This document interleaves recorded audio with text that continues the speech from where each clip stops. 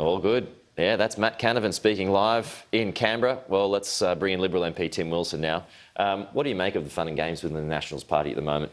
Well, obviously, this is a decision for the National Party, but I fully expect Michael McCormack to remain leader.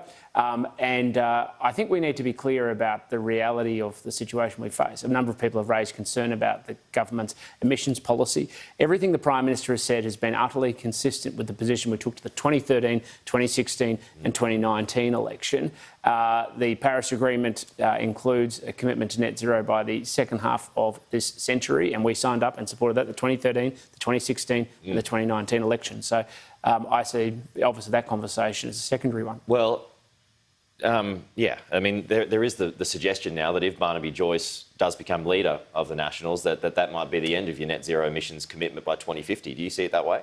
Well, I see that I would honour the commitment that we took to the 2013, 2016 and 2019 election. Now, of course, the decision for the National Party is one for them. But if you don't have that support, I'm a member of the Liberal Party, and that's the position we took to the 2013, 2016 and 2019 election. So that'll be your position? And that'll be my position, and I suspect that'll be a lot of the Liberal MPs' positions, because that's a position they've taken to 3 successive elections. Yeah, but you'd need the Nationals to come on board too, wouldn't you?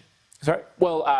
Well, ultimately it comes down to the numbers in the parliament, but our focus is a unified team focused on the core purpose, and I would have thought that the National Party, which has also gone to the 2013, 2016 and 2019 election, should support the policy they've taken. The problem with this potential spill is that a lot of people in regional Australia don't feel like the Nationals are doing enough for them, that Michael McCormack is not doing enough for them. Do you see it that way? Well, I can't answer to that. Sure. I mean, as far as I see, Michael McCormack every day is fighting clearly in the parliament for rural and regional Australia. He does it in the party room as well, and I see him every time I go and check on Facebook and Instagram and everything else. He's out and connected. Now, of course, these decisions are ones for the National Party, but I see it every day. OK, just onto the vaccine rollout. The Victorian Premier has been busy. James Merlino, very critical, calling the rollout a shambles. Gladys Berejiklian, and she's on board too. She says the problem is supply, and that's an issue for the federal government. So why is there still issues?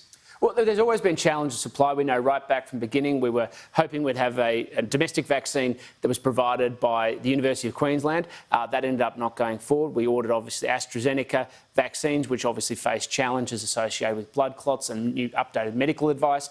So we're continuing to roll out Pfizer vaccine across the country, as well as AstraZeneca where it's appropriate. But it took 45 days to get to the first 1 million doses delivered. We're now down to 1 million doses every 10 days. So the gradation in the curve is just going up and up and up, and it's about making sure Australians, by the end of the year, anyone who wants a vaccine can get one, and it's about people turning up to their doctor. So do you think New South Wales should get a bigger load now, because they're doing the heaviest lifting? Well, I think the allocation of vaccine should broadly be consistent across the country, but if there's a surge demand that's required, we demonstrated with Victoria that we're able to adapt, and of course, depending on what happens in New South Wales, that'll be reassessed. But the main thing is, if people want one, by the end of the year, they can get one. OK. Now, we just had an item in our news a little bit earlier that suggested, Phuket is now moving towards allowing fully vaccinated travellers to come and go as they please. They don't have to quarantine, which leads me to Australia. So at what percentage of fully vaccinated Australians do you believe that there should be before we can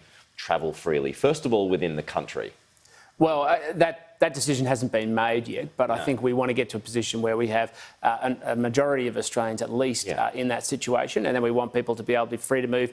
But that ultimately comes down to the states and working in partnership, which is partly what's on the agenda this morning. So Gladys had already said that it's got to about 80%. It needs to be at 80%. So once it gets to 80%, do you believe that then, and this should be an incentive for people to go out and get vaccinated, that you should just have unrestricted travel after that? I absolutely believe that we should get to a point where if you've been vaccinated, then a lot of limitations should be removed. And I won't set a particular number, but 80% is very high, even by global standards. And so if we met that benchmark, and the only way we're going to get there is if Australians go out and get vaccinated, I can't see why we couldn't deliver it. And then overseas, sometime after that? Sometime after that, but I want to get domestic travel moving first, because that's the most critical thing for all those businesses across the country and all those people across the country who want to move freely consistent with the Constitution. Tim Wilson, appreciate your time. Good to see you in person. Talk to you soon.